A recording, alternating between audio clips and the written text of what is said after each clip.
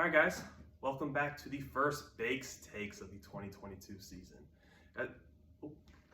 What's that? The Champions Victory Red towel right there. Whew, she is a beaut.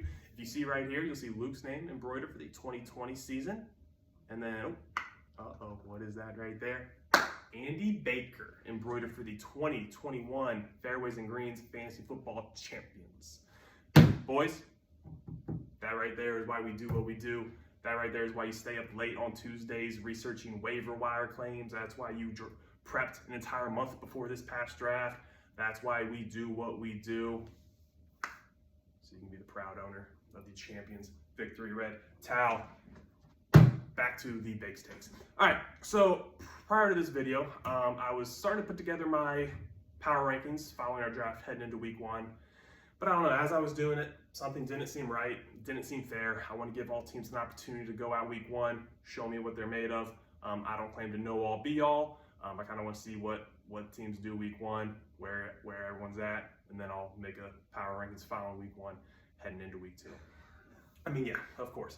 I could have gone on and on here about, I don't know, Rashad Penny being Andrew's RB2, or Chase Edmonds being Luke's RB2, or Brendan having DJ Morris as wide receiver 1, or Rashad Bateman as wide receiver 2, or Cam Akers as his running back 1, or Antonio Gibson as his running back 2. But I don't know, it just didn't seem right, didn't seem fair. Again, if we're being objective about this, seems to be two teams at the top that have kind of separated themselves from everyone else. Ty, keeping Jamar Chase was huge for him. He paired him with Stephon Diggs right away, got Alvin Kamara coming back. Just a really, really kind of scary looking team, just kind of top to bottom there. And then, of course, Lance did a really good job last year of building up that draft capital. Had 2 firsts, including the first overall pick, and then an early second.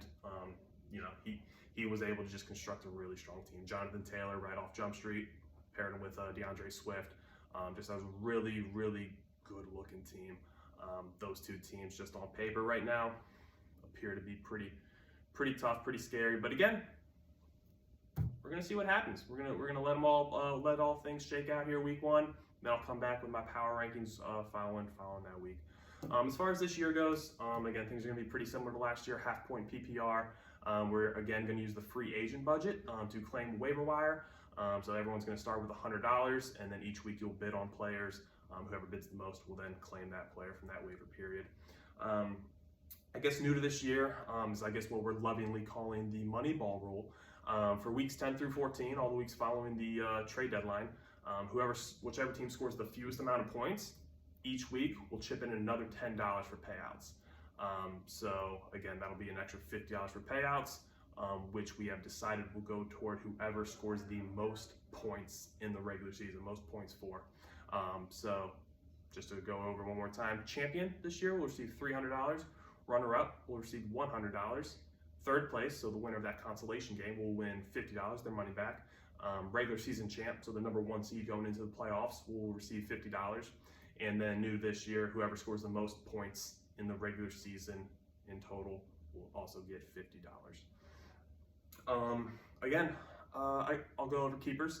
So whoever was taken in this past draft, rounds 5 or later, will be keeper eligible for next season.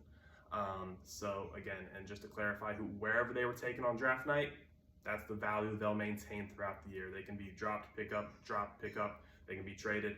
Wherever they were taken on draft night, that is their value, that is their keeper value going into next year if they do end up on your team. I'll also go over, because this year will be the first year that we'll have the ability to keep a player twice. So I'll use Ty as an example, just because it's the best example to use. He drafted Jamar Chase in the 8th round, 2 drafts ago now. He then kept him for a 7th in this past draft. If you choose to keep a player a second time, rather than subtracting 1, you divide by 2. So if you took him in the 8th, 8 divided by 2 is 4. If he chooses to keep him again next year, he'll lose a 4th round pick. And then following that, the player will have to be released back into the pool of players. You can only keep a player 2 times. And then following next season, he would not be able to keep Jamar Chase. But again, other than that, we should be in set for another great year. I plan on doing a better job here with the Bakes Takes. I know that was kind of the main critique I got last year. I know everyone's just steeped in anticipation each week, waiting for the bake steaks to drop. A few weeks I left you guys unsatisfied, and I apologize about that. I've been kind of workshopping a few new segments, a few new ideas that I've been working on, so I'm looking forward to debuting some of those for you. So again, I'll do a better job on that front each week. I'll get out a bake steaks, and we'll have fun with it all. So again, appreciate y'all for coming back. We got a real good group here. I look forward to this league every year. So hey, if you have any questions, hit me up, blow up the group chat. But other than that, let's have a good one, boys.